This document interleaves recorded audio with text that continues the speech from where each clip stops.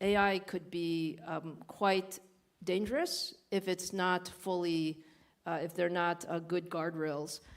However, you also have on the other side, you don't want to stop innovation. And from my standpoint, I think AI is the type of technology where we have to innovate and go as fast as possible and understand that there does have to be regulation, but not too much regulation so that you slow down the progress. So in general, that's my philosophy. And I think when you look across the world, I think people are recognizing that. People are recognizing it's a very dynamic time. So I said every week, sometimes every day, something changes. But generally speaking, I think countries that embrace technology are going to really benefit from it, and many countries around the world are all building their AI policies. Okay, yeah, thank you. Any more questions? Yeah, please, yeah. Yeah, we need a female to ask the questions, yeah. Yeah, here is the model, so please, yeah. Oh, hello. Yes, good morning, Dr. Su, President Chen. Thank you for your very marvelous speech. And so one of my relatives say that Taiwanese people are most likely to achieve in the field of semiconductors and artificial intelligence. And so my questions there are two of my questions. First one is, how can students who are not from School of Engineering play a role in this? For example, I'm a freshman from Department of Languages and Literatures. And the second one is, now that Taiwanese Americans are among the most highly educated ethnic groups with the highest income in the States. And how do you think that will affect the status of Taiwan in the future? Thank you very much. Yeah, please, yeah. Sure. So on your first question, I think everybody should be educated in AI. It doesn't matter which department that you're in. When you say you're in the literature and linguistics department, I think AI can also be very beneficial to understand how to apply AI in your field. And most of what we see today is, I think, as I said, people are still learning very much what you can use AI for in each field. So we talk a lot about the development of AI, but there's also a whole field on the application of AI, going forward. So I would certainly encourage all students to do that. And then your second question about Taiwanese, can you say again?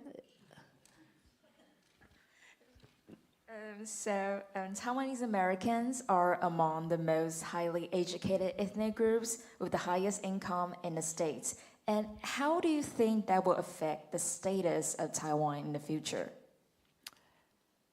Oh, I'm not so sure that I can say that, but I will say that I think Taiwanese Americans and Taiwanese in general are extremely hardworking, and really thinking about how to contribute to their fields and their professions. And I think that's something that we can be very proud of. Yeah. Although some people say that I'm more American than Taiwanese, but I'd like to think I'm Taiwanese American. So, yeah. Well, if you check the signature from Lisa outside, okay, she write her name better than what I write by myself. It's incredible. When I see when she write, that her names, it's unbelievable. Because as you know, she left Taiwan at the age of 3. It's very difficult that he learn Chinese. Anyway, any more questions? Yeah, please. Yeah.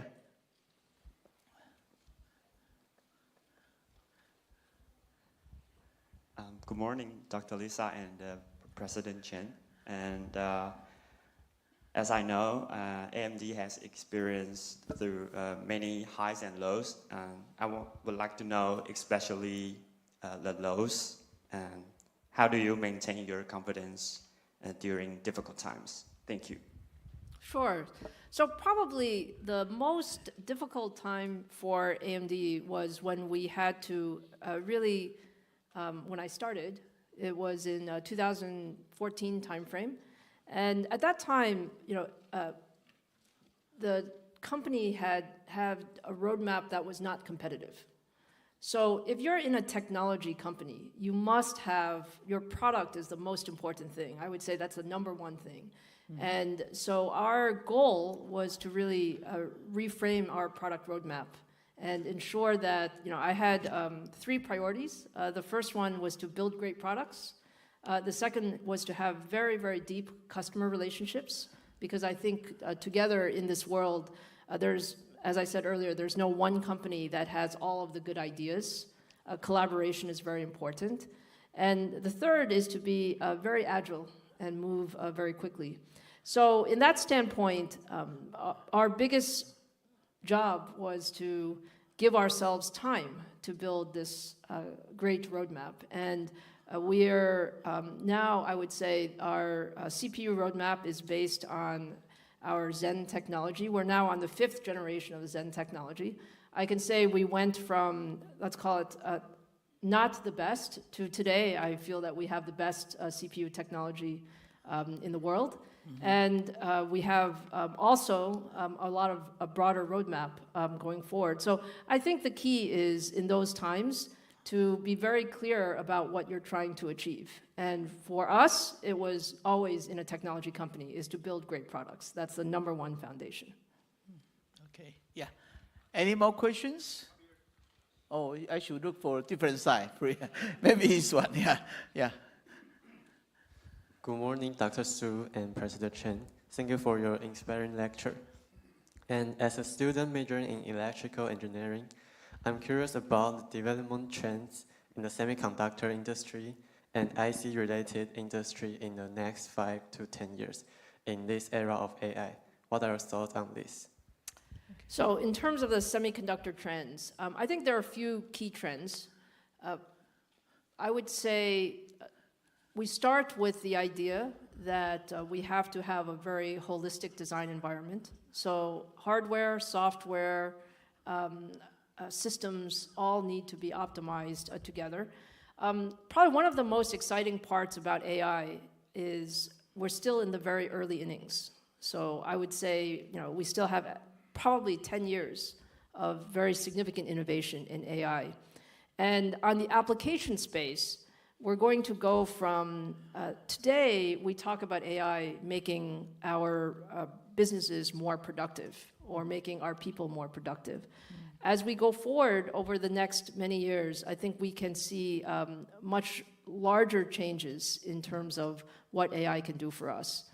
Probably one of my most exciting areas or most interesting areas is in healthcare and life sciences. So I know that there's a medical school here, and the application of AI together with medicine, I think, can help us solve things like cure diseases and find new drug therapeutics, also help diagnose the future health problems much sooner. So that's just one example of what AI, I think, can do going forward.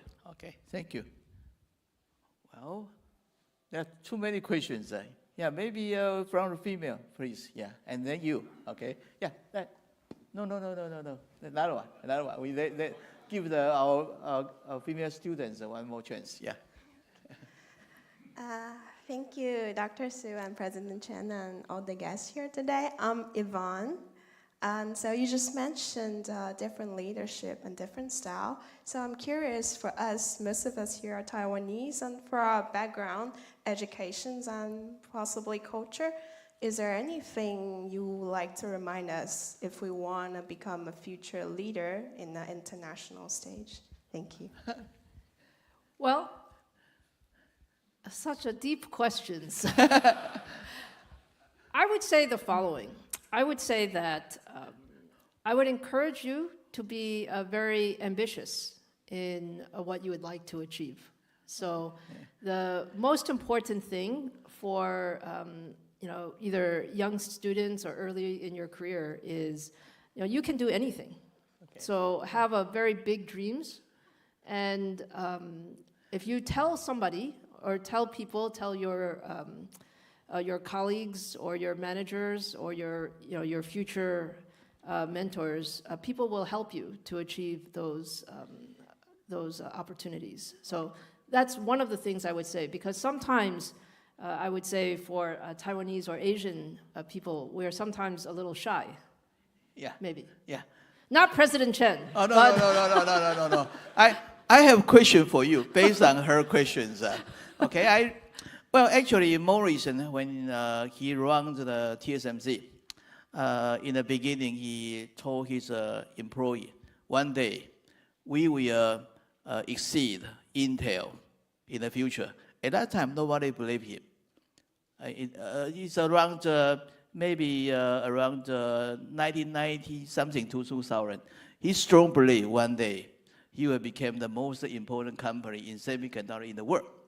Okay, and when you talk about you want the student or employee to challenge the most difficult questions, I'm quite curious about that, because for me, I always want our student to challenge the most difficult questions. Then he can, extend his potentials. When you run the AMD and you ask your employee to challenge the most difficult question or reach the goal, for example, you want to be the #1 in the world, how you make this kind of motivation for your employee to do that? That's why I'm curious, because it's difficult for me to drive our student or faculty to become for example, the #1 in the world or top university in the world. It's very difficult for me, so I'm quite curious about that. Well, I would say that when you have the right people are very important, because not everyone has the same motivation. Some people are motivated, for their project. Some people are motivated to start a company. Some people may be motivated for other reasons. At AMD, we try to have the right people to build that team. And for our engineers, back to this question when we started, we wanted to build the best. That was our ambition. But we also thought we should be very realistic, that you cannot go overnight from not competitive to be the best. So you have to build a plan to do that. And I think that's what we were able to do. But engineers basically love to solve problems. Okay. We have to give them good problems to solve. Good objective and a good plan. That's right. Then how about incentive? I remember Jason Huang, when his company is small, he always say, one day our stock price will become hundreds, and he will do something. And after that, he became more than 1,000 before, he divided his stock. Do you have such kind of, incentive motivation to do that when you talk about with your employee? I think we're all motivated by seeing success. And success comes in different ways. Success comes in recognition of the product. Success comes in great people wanting to join the company. And yes, success comes in revenue growth, which leads to market share growth, which leads to stock price growth. Okay. But I do not predict stock price. It's very difficult to predict stock price. Yeah, I like your answer, actually. We have many other things than money or stock price. Yeah, that's the other kind of motivation to then become proud of his own company. Yeah, I think that's very important. Yeah, any more questions? Oh, well, maybe we should look this side. Yeah, please, yeah. Dr. Su, thanks for your speech. And I'm a PhD student in political science, and last time Dr. Morris Chang come here and gave a talk, and he mentioned that a PhD degree isn't that important. But however, you hold a PhD degree, so I want to look for your view that the impact of PhD on your career. Thank you. Yeah, well, first of all, we all love Dr. Morris Chang. So he is an icon for everybody in the semiconductor industry. So I cannot contradict him. But my personal opinion is a PhD is actually pretty useful. That's my personal opinion. Because you get to work on some problem. During your PhD thesis, you work on some problem that nobody else is really working on in the world.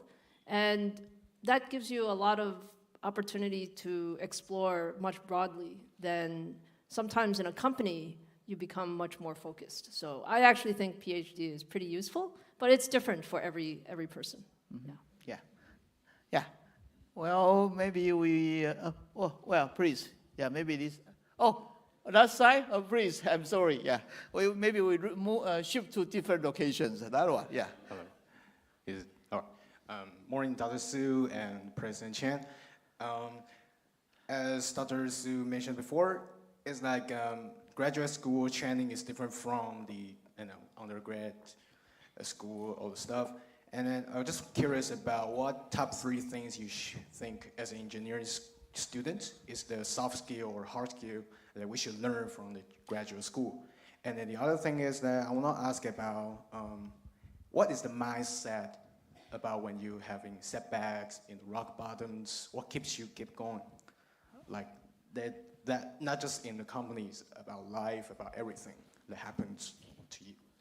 Thank you. So the top, you said soft skills. So I would say a few things.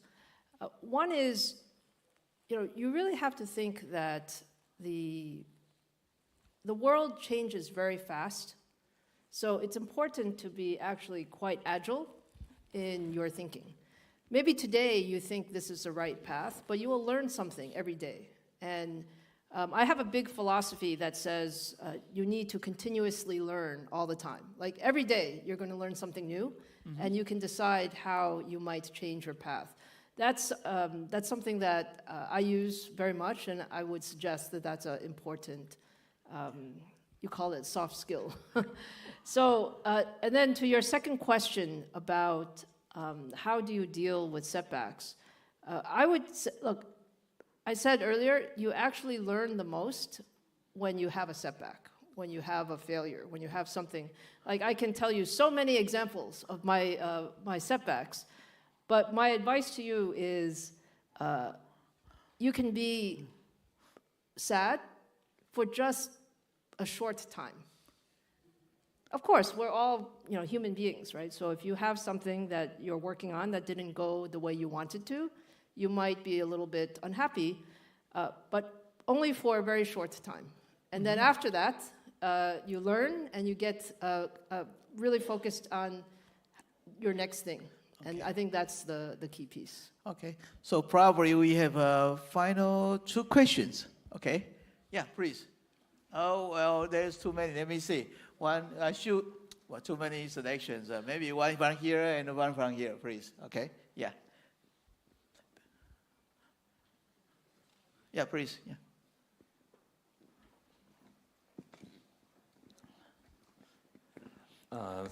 Thank you for your speech, and I would like to ask, when you were students, did you consider yourself a gifted student or a hardworking one?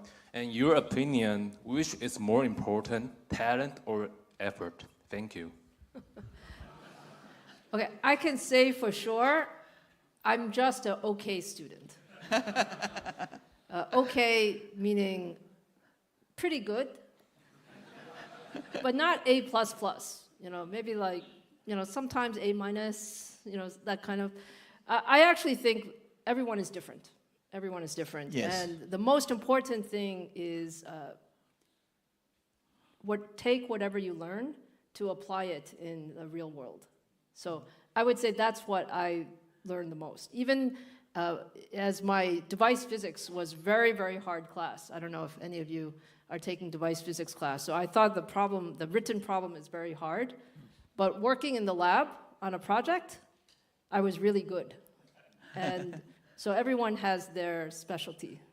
Yeah, very good. Thank you. Yeah, that question I already, yeah, please, yeah.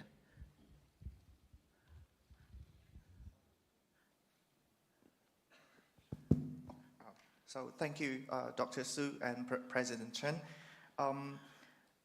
So given that AMD only have around a third number of employees than that of Intel, and only roughly similar to NVIDIA, like, do you have 3 to 5 strategies, principles, or anything for you to kind of like decide and manage uncertainty? Because just now we mentioned that the semiconductor industry is changing very fast, and there's AI coming in the very near future, even happening right now.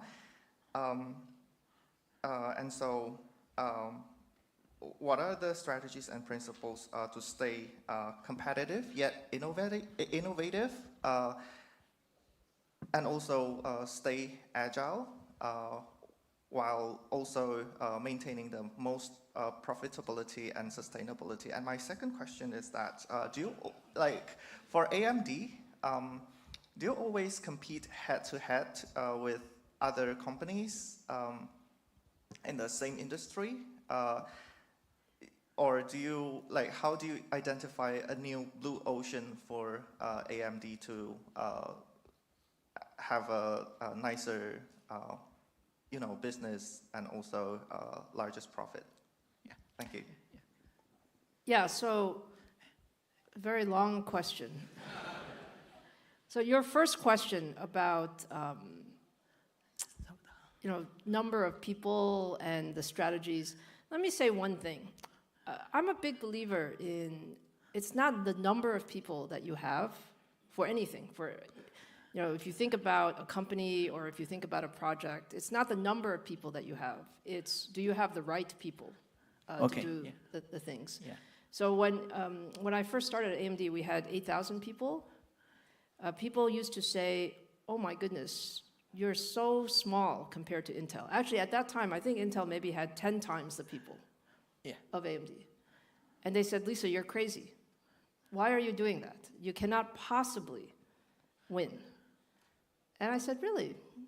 Why do you say that? I actually don't feel that way. I don't feel that it's the number of people. I feel that it's the right people with the right project, with the right focus and the right vision. And to the point about how do you optimize, I think everyone has, you know, in your mind what you can see as your path, and every company's path is different. So I think from my standpoint, and you know, maybe since this is the last question, I will make it a little bit broader. We are incredibly lucky to be in this technology field. I hope all of you feel this way, because, you know, we're working on things. What I really enjoy about what we're doing in technology is the technology that we're working on is touching billions of people every day. It is having an impact on people's lives. It will make companies better. It will make your life better. It will make our future healthcare better. It will make our future sustainability better. From all of those aspects, we're very lucky to work on this type of technology. And so we have to find, you know, what is it that we're going to do best? And for us at AMD, it's around high-performance computing. I don't believe that we can do everything.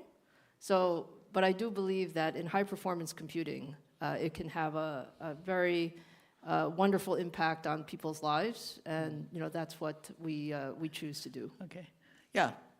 From the fireside chat, I found out you are the better person to be the NTU president than me. You should be the president of NGU, not me. I think you are a great president of NTU. I'm an okay person. Yeah, anyway, because of kind invitation, let's thank Dr. Su for her time to be here. And I think it's wonderful. We all enjoy her talk very much. Okay, so let me present the medal for you. Thank you. Thank you, Dr. Su and President Chen, for the wonderful discussion. Right now, we would like to invite President Chen to present the trophy to our esteemed speaker, Dr. Su. And also, we have a special gift for Dr. Su.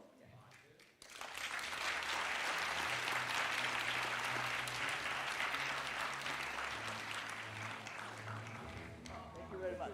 Thank We have a special gift for Dr. Su. It's a NTU special edition baseball jacket.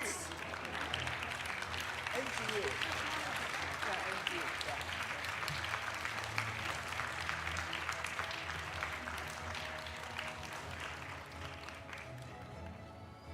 Yeah. Thank you so much. Very positive. Thank you, Dr. Su and President Chen. I'm telling the truth.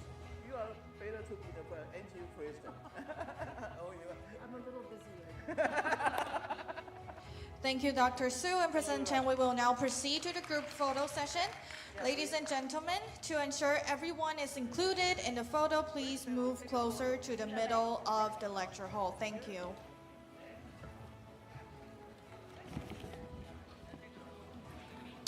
Our photographer will be over here on the stage. Please look at the camera.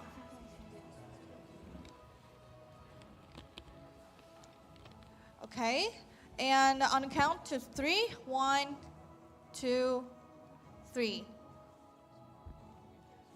We will be taking another one. Please give us 5 seconds of your brilliant smile. 1, 2, 3.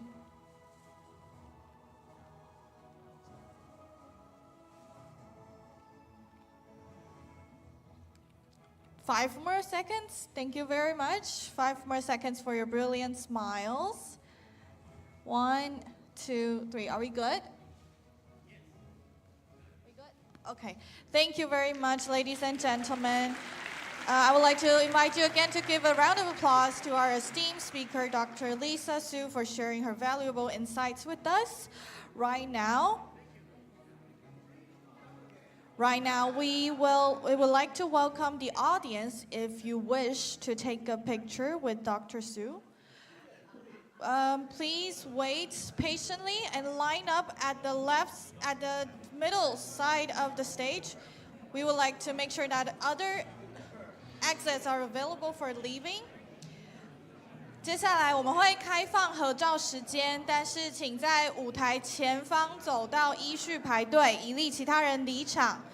要离场的贵宾，请从右侧和3楼2侧门离场。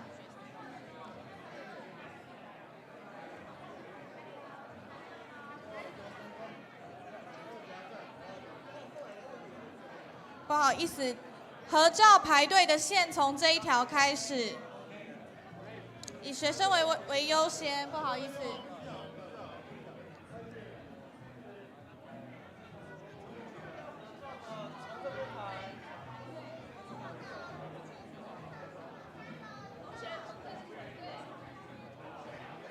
你是定位点吗？你要站这里吗？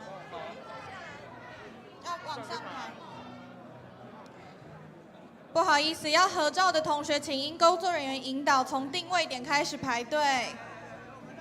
然后我们开放5位一组拍照，4楼同学想合照的话，请从3楼的门入场排队。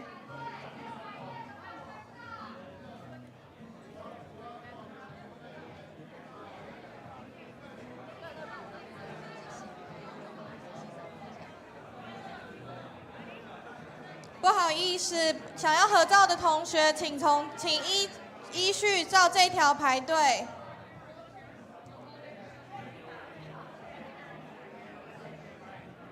同学，请帮我往3楼那边走。